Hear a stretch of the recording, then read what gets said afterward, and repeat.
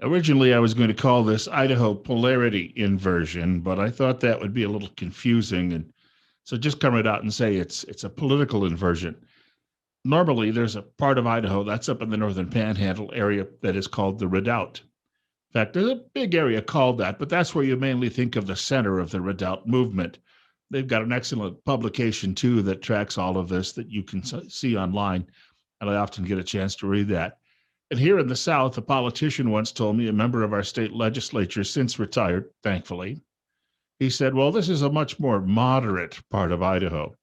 But here's the interesting thing when it comes to mask mandates, the North has one and we don't. In fact, I'll put it this way it's because of our local governments, county level especially, that we have nothing in place like that. And it's interesting to note that a lot of our county office holders have often been attacked in the past as not being very, what you might call, conservative or constitutional. But when it comes to this issue of mask wearing and some of the other mandates, these people are fighting mad and they're standing up for the Constitution. Whether it be in our two county area with Twin Falls and Jerome counties, you've got all six members of those two county commissions who are against these mandates. Now, they may recommend it, but they're against it. Our sheriff was very vocal about his opposition to enforcing any such ridiculous thing long before a lot of other sheriffs came out and said pretty much the same. And then our prosecuting attorney, same way. He did an hour-long program with me this past week where he spoke very eloquently about the need to follow the Constitution and not throw it out because of a health emergency. I've got a couple of other things because we had a court ruling from the Supreme Court. You may have heard about this. There's a lot of discussion about it, and it really deals with a case in New York where the governor of that state, Andrew Cuomo, who's appointed himself, I guess, governor for life, he has been closing down churches or at least trying to limit the number of people that they can actually have inside a church. And I'm doing a little surgery here, so if my eyes are wandering, don't worry about that. I'm going to share a clip with you in a couple of minutes too, which I think speaks volumes about this whole situation.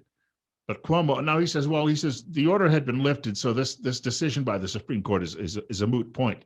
But that's not true because he could come along at any time and reinstate it. In a 5-4 decision, and the Wall Street Journal, I'm reading from an editorial, the Wall Street Journal says it should have been 9-0, which tells you a little bit about the perfidiousness of these living, breathing Constitution types who are sitting on the far left of that court. But it was Neil Gorsuch who really planted the dagger in the back of the anti-constitutionalists, and they have some of his comments here. The writer says, as Justice Gorsuch puts it in a corker of a concurrence, quote, so at least according to the governor, it may be unsafe to go to church, but it's always fine to pick up another bottle of wine, shop for a new bike, or spend the afternoon exploring your distal points and meridians. Who knew public health would so perfectly align with secular convenience? And he wasn't done. He went on to say, quote, I should have said unquote after that business about secular convenience. So we'll just say, here's what he had to say elsewise, or is that even grammatically correct? Well, this is what he had to say additionally. Even if the Constitution has taken a holiday during this pandemic, it cannot become a sabbatical. Rather than apply a non-binding and expired concurrence from South Bay, courts must resume applying the free exercise clause. Today, a majority of the court makes this plain. Well, this is applicable to this case, Brooklyn Diocese versus Cuomo. Well, it's applicable to that case, and it's a temporary order, but the message is to the lower courts, hey, shape up here. That's a strongly worded message, in fact. While it's against just that particular situation, if you're looking at precedents and how you can apply this across the board, it's going to be pretty much applicable now to the rest of the country and to a lot of these ridiculous orders. The worst of the last week were just absolutely asinine. Governor Sisolak down in Nevada said that he was going to mandate people wear masks in their homes. How the heck are you going to pull that one off? It'll be truly like 1984, where there's a camera spying on everyone at all times. And then, of course, Kate Brown, who should not have ever been allowed anywhere near the levers of power in Oregon, saying people should rat out their neighbors. It's dystopian. It is absolutely dystopian. I took my cat to the vet the other day. He's hopefully going to recover, but I couldn't even go inside with him. And then they called me back while I was outside and said, can we give him a sedative? Because they slapped him down on a cold table, unfamiliar people, and started prodding him. If I'd been there, he would have been much better off, but I couldn't even go inside with him.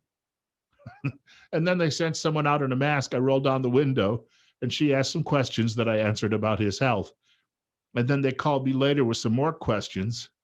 And eventually they released him to me. They had to bring him out and drop him off at the car. I'm telling you, it's just wacky as you can get. By the way, this is the sound clip that I was thinking of, and this is one of my favorites. It's a little on the lengthy side, but I want you to get the full 80 seconds of it, including the cheering crowd, because I think this is important. I hope we haven't forgotten these lessons. This is from 56 years ago, the acceptance speech of the Republican Party's nominee for president, Barry Goldwater of Arizona. Let our republicanism, so focused and so dedicated, not be made fuzzy and futile by unthinking and stupid labels.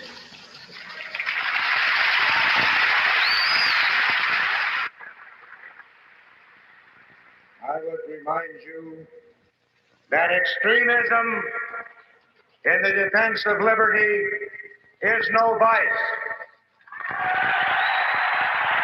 Now, that may be the most famous part of his remarks, but there's more that I think is even very, very important here.